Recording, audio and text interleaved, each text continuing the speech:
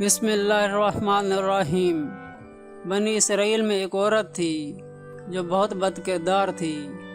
اللہ نے اس کو حسن و جمال خوب دیا تھا اور وہ بد کردار بھی انتہا درجے کی تھی۔ پوری بستی کے ساتھ اس کے تعلقات تھے۔ اس نے اپنے لیے بڑا محل بنا لیا تھا اور ایک تخت بنوایا اور وہ بن سنور کر ملکہ کی طرح تخت پر بیٹھتی تھی، اور اس کے ساتھ غلط تعلق رکھنے والے پورے شہر کے امراء تھے۔ اس کی زندگی ایسے ہی گزر رہی تھی۔ ایک مرتبہ وہ اپنے گھر کا دروازہ کھول کر تخت پر بیٹھی تھی کہ قریب کسی اور بستی کا نوجوان تھا جو نیک تھا، عبادت گزار تھا، ادھر سے گزرا، اور گزرتے ہوئے اچانک اس کی نظر اٹھی تو اس عورت پر جا پڑی، اور اس عورت کی ایسی تصویر اس کے دل میں چھپی کہ وہ آگے تو چلا گیا مگر اس کا دھیان ادھر ہی بھٹک گیا۔ پھر وہ مراقبہ میں، ذکر میں، تسبیحات میں، تلاوت میں جب بیٹھتا تو اس کا دل ہی نہیں لگتا تھا۔ اس نے روزے بھی رکھے لیکن خیال نہ نکلا۔ اس نے اپنے آپ کو تکلیف بھی پہنچائی، کئی دن اپنے آپ کو بھوکا پیاسا بھی رکھا مگر اس کے دل سے خیال نہ نکلا۔ حتیٰ کہ ایک دن اس نے سوچا کہ جب اس خیال سے میری جان چھوٹتی ہی نہیں تو میں جاتا ہوں۔ چنانچہ اس کے پاس جو تھوڑا بہت سامان تھا وہ اس نے بیچا، اور اس نے اتنے پیسے تیار کیے جتنے سے وہ بدکار عورت اپنے پاس آنے کی اجازت دیتی تھی۔ وہ اس عورت کے پاس آیا اور پیسے دے کر اس کے پاس چارپائی پر بیٹھ گیا، بات چیت کرنے لگا۔ اچانک بات چیت کے دوران اس کے دل میں یہ خیال آیا کہ میں نے نیکوکاری کے اتنے سال گزارے ہیں، آج میرا پاک اللہ مجھے اس غیر محرم کے ساتھ بیٹھے ہوئے بھی دیکھ رہا ہوگا۔ بس یہ خیال دل میں آیا تو اللہ کا ڈر دل پر غالب آ گیا اور نوجوان نے کانپنا شروع کر دیا۔ عورت اس سے پوچھتے، تم کانپ کیوں رہے ہو؟ تمہارا چہرہ کیوں پیلا ہو گیا ہے؟ اس نے کہا، بس میری طبیعت ٹھیک نہیں۔ اس عورت نے کہا، پھر جس مقصد کے لیے آئے ہو وہ مقصد پورا کرو اور جاؤ۔ اس نے کہا کہ نہیں۔ وہ عورت بڑی حیران ہوئی کہ آج تک میں نے اپنی زندگی میں کوئی ایسا مرد نہیں دیکھا جو میرے قریب اس طرح چارپائی کر آ کر بیٹھے اور پھر برائی کیے بغیر چلا جائے۔ یہ نوجوان کیسا ہے؟ مگر نوجوان نے کہا، اچھا میں جاتا ہوں۔ اس عورت نے کہا کہ تم کون ہو اور کیا ہو؟ اس نوجوان نے بتایا کہ میں اس نام کا بندہ ہوں اور فلاں بستی کا ہوں، اور میرے دل میں خیال آ رہا ہے کہ میں نے اتنی عمر مسلح پر بیٹھ کر گزار دی، آج میرا اللہ مجھے تیرے ساتھ بیٹھے ہوئے بھی دیکھ رہا ہے۔ بس اس کے بعد اس نوجوان کی آنکھوں سے آنسو آ گئے اور وہ چل پڑا۔ اب وہ چلا تو اس عورت کو جو تھوڑی دیر کی صحبت ہو گئی اس کی برکت اس کو مل گئی۔ چنانچہ عورت کے دل میں خیال آیا کہ یہ کنوارا نوجوان اتنا اللہ سے ڈرتا ہے جبکہ اس نے گناہ بھی نہیں کیا، اور میں تو سارا دن اور ساری رات گناہوں کا مرتکب ہونے والی ہوں، میں تو خدا سے ڈرتی ہی نہیں۔ اس کے دل میں شرمندگی پیدا ہوئی اور ندامت آنے لگی کہ کروں تو کیا کروں۔ دل میں خیال آیا کہ اچھا چلتی ہوں اور حضرت موسیٰ علیہ السلام سے پوچھتی ہوں کہ کیا میرے لیے بھی توبہ کی کوئی صورت بنتی ہے۔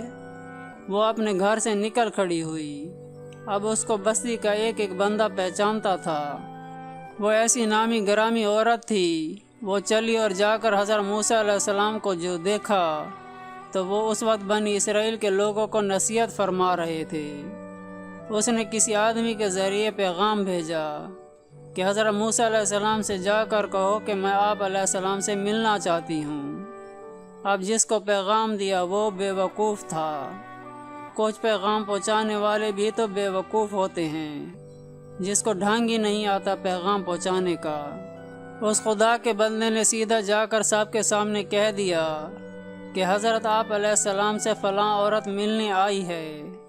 حضرت موسیٰ علیہ السلام نے نام سنا تو آپ کو بہت جلال آیا کہ لوگ کیا سوچتے ہوں گے کہ ایسی عورت ان سے ملنے کے لیے آئی ہے، ان کا کیا تعلق ہے اس سے۔ حضرت موسیٰ علیہ السلام نے غصے میں کہہ دیا کہ اس سے کہو چلی جائے، میں اس سے ملنا نہیں چاہتا۔ اس بیوقوف نے آ کر کہا کہ میں نے بات کہی تو حضرت موسیٰ علیہ السلام بڑے ناراض ہوئے، وہ تو بڑے خفا ہوئے تم سے۔ وہ عورت ڈر گئی۔ اس نے کہا میری بدکاریاں ایسی ہیں کہ اللہ مجھ سے پہلے ناراض تھا اور اب اللہ کا نبی بھی مجھ سے بات نہیں کرنا چاہتا۔ میرے لیے تو اب اس دنیا میں ٹھکانہ کوئی نہیں۔ بڑے اداس اور بوجھل قدموں کے ساتھ وہ وہاں سے واپس آئی اور اسے سمجھ نہیں آ رہی تھی کہ وہ کیا کرے۔ اب وہ حیران تھی کہ اللہ کے نبی نے بھی میرے ساتھ بات کرنا گوارا نہ کیا۔ میں اتنی گری ہوئی چیز ہوں کہ وہ بات کرنا بھی نہیں چاہتے۔ چنانچہ وہ گھر آئی اور اس نے گھر کی کنڈی لگائی۔ اس نے اپنے کسی بڑے سے سنا تھا کہ بندہ جب اپنے رب کو منانا چاہے تو اس کو چاہیے کہ وہ اس کے سامنے سجدہ کرے۔ چنانچہ اسے اور کوئی طریقہ آتا نہیں تھا۔ گھر کی کنڈی لگا کر ایک جگہ اس نے اللہ کے سامنے سجدہ کیا۔ دل سے یہ کہہ رہی ہوگی میں تیرے سامنے جھک رہی ہوں خدا، میرا کوئی نہیں اللہ تیرے سوا۔ اسے پوری دنیا میں اور کوئی نجات کا راستہ نظر نہیں آتا تھا۔ پھر اللہ کی شان دیکھیے، اس نے رات گزاری۔ اگلے دن اس کے دل میں خیال آیا میں عورت ذات ہوں، اکیلی مکان میں رہتی ہوں اور ایک میری خادمہ ہے، تو میں اگر نیت کر بھی لوں تو جتنے لوگوں نے میرے ساتھ بدکاریاں کی ہیں وہ مجھے اس میں نہیں رہنے دیں گے، تو بہتر یہ ہے کہ میں اس جگہ کو چھوڑ کر چلی جاؤں۔ تبھی اس نے فیصلہ کر لیا کہ میں یہاں سے چلی جاتی ہوں۔ اس نے اپنے آپ کو ایک سادہ سے کپڑے میں لپیٹا تاکہ کوئی کپڑوں کو اور حسن و جمال کو نہ دیکھے کہ یہ کون جا رہی ہے۔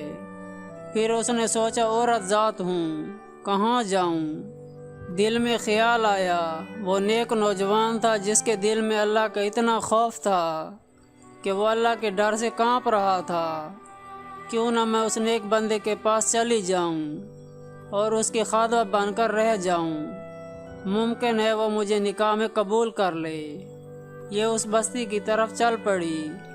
چنانچہ ڈھونڈتے ہوئے یہ اس بستی میں اس کے گھر پہنچی اور گھر والوں سے کہا میں فلاں بندے سے ملنے کے لیے آئی ہوں۔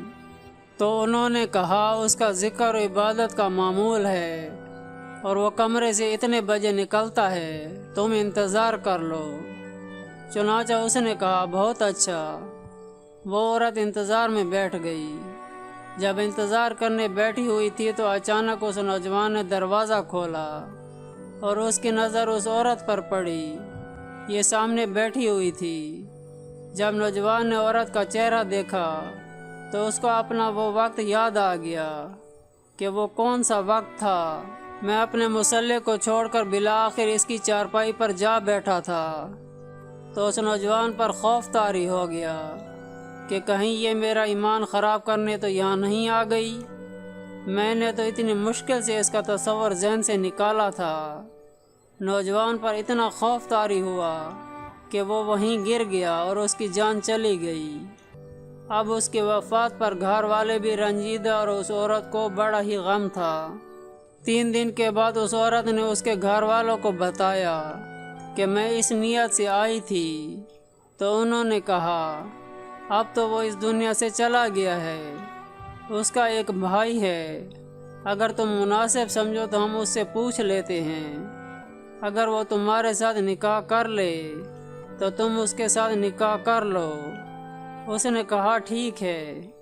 جب بھائی سے پتہ کیا تو اس نے کہا ٹھیک ہے، اگر پہلے یہ ایسی عورت رہی ہے اور آپ توبہ کی نیت کر چکی ہے تو میں اس کو اپنے نکاح میں قبول کر لوں گا۔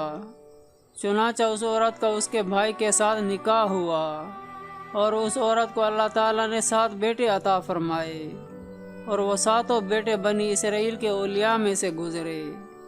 ایسی بدکار عورت بھی اگر توبہ کرتی ہے تو اللہ تعالیٰ اسے 7 ولیوں کی ماں بنا دیتے ہیں۔ وہ مولا کتنا کریم ہے، اے بندے وہ تیرے گناہ پر کتنے پردے ڈال کر رکھتا ہے۔ کبھی تو نے سوچا اب بھی وقت ہے، سدھر جا سدھر جا سدھر جا۔